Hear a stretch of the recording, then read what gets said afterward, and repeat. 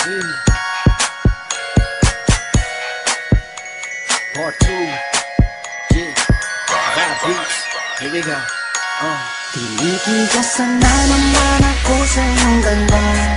Dahil sa iyong ganda ako'y napatanga.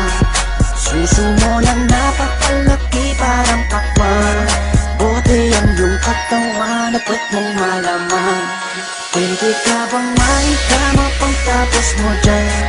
Pagkatapos maginuman magbabanata. Iitsak ka sa kama tuloy ang tuhugan. Para kang tinapay, pipi ko ang palaman. Tinitigasan. Pag dumadaan ka sa aking harapan, di ko malaman kung paano bakakalaghan aking nararamdaman. Dami ko ng dahilan, di ko malaman kung paano papakawalan ang pinakamatigas na burat sa Pilipinas pati na sa Asya. Tinalo ko pa ang punong nara, kaya naman hindi ito magkasya. Sa buking mo, napakaganda ng pagkakagawa sa'yo. Dahil mga mata mo nabihani sa iyo, kapakita ko lang naman na tinigas na po. Ay, miss, oo nga pala, nananaginip ako na nakahubad ka na sa kama ko. Magpapatuho ka na ba? Naninigas na to, di ito ma-explica. Tinitigasan na naman ako sa iyong ganda. Dahil sa iyong ganda ako'y napatanga. Suso mo na napakalaki parang pakwan. Buti ang iyong katawan at puwet mong malaman. Pwede ka bang maikama pagtapos mo dyan?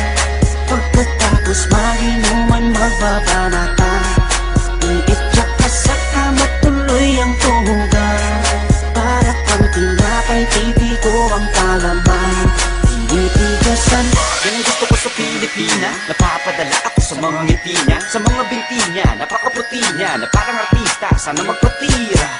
Mamaya pag wala nang ginagawa, pagpapakatrina, halili ka ba mamaya? Sige, sayaw ka muna, basta huwag ka mahiya. Sanay ka na siguro kahit di nakahiga. Alam mo naman na lalaki lang ako, dami kong kinahiligan pero puki mo gusto. Roromansahin kita na para bang si Hayden ko. Bibigay sa'yo lahat, ipapakain ko sa'yo. Dahil sa'yo lang ako unang tinigasan, sa'yo ko lang puputok pag ako ko'y nilabasan. Nakahubad na tayo parang si Eva at Adan. Kaya ngayon, tinitigasan na naman ako sa iyong ganda. Dahil sa iyong ganda ako'y napatanga.